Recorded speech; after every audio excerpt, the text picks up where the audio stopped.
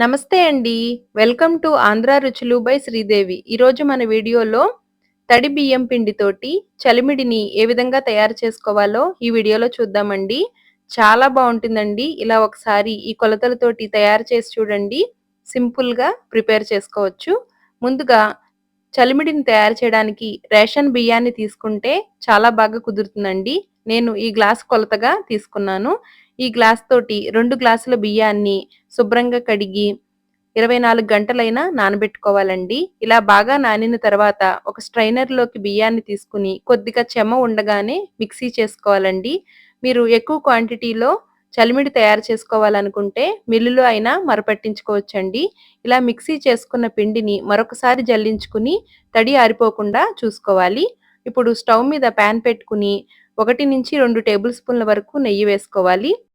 నెయ్యి కరిగిన తర్వాత చిన్న సైజు కొబ్బరిని ఈ విధంగా ముక్కలుగా కట్ చేసుకుని వేసుకోవాలి. ఈ కొబ్బరి ముక్కలు చలిమిడి తింటుంటే చాలా టేస్టీగా ఉంటుందండి.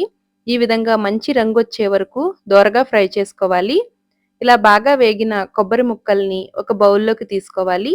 ఇందులో మీకు నచ్చితే జీడిపప్పుని కూడా ఫ్రై చేసుకుని తీసుకోవచ్చండి.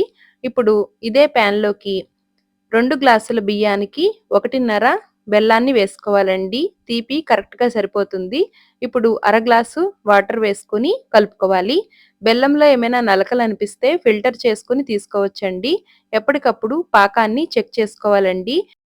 మరీ లేత పాకం కాదు, ముదురు పాకం కాదండి. ఇలా సాఫ్ట్‌గా ముద్దలాగా వస్తే సరిపోతుందండి. ఇది చలిమిడికి కరెక్ట్ పాకమండి. ఈ విధంగా ఉన్నప్పుడు రెడీ చేసి పెట్టుకున్న తడి బియ్యపు పిండిని కొద్ది కొద్దిగా వేసుకుంటూ కలుపుకోవాలి.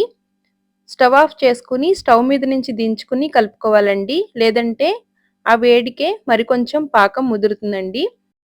ఇలా పిండంతా వేసుకొని మొత్తం అంతా బాగా కలిసేలాగా ఒక నిమిషం పాటు కలుపుకుంటే దగ్గరగా అవుతుందండి.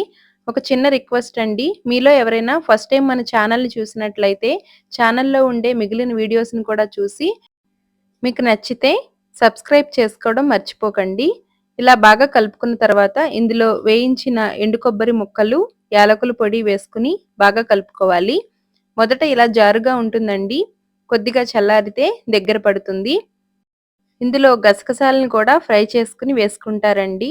బెల్లంతోటి కాకుండా పంచదారతోటి కూడా చలిమిడిని తయారు చేసుకోవచ్చు. పుట్టింటికి వచ్చేటప్పుడు ఆడపిల్లకి ఇలా చలిమిడిని చేసి పెడితే చాలా మంచిదని ప్రతి ఇంట్లోనూ చలిమిడిని పెడతారండి. చాలా టేస్టీగా, ఈజీగా, సింపుల్‌గా తయారు చేసుకోవచ్చు. చూసారు కదండీ! ఎంతో సింపుల్‌గా చలిమిడిని ఏ విధంగా తయారు చేశామో మీరు కూడా ఒక్కసారి ట్రై చేసి ఎలా వచ్చిందో కామెంట్ చేయండి. వీడియో నచ్చితే లైక్ చేసి మీ ఫ్రెండ్స్ అండ్ ఫ్యామిలీ మెంబర్స్‌కి షేర్ చేయండి. మన ఛానల్‌లో ఉండే వీడియోస్‌ని మీరు ఎప్పటికప్పుడు చూడాలనుకుంటే ఛానల్‌ని సబ్స్క్రైబ్ చేసుకొని పక్కనే ఉండే బెల్ బటన్ క్లిక్ చేయండి. Thanks for watching.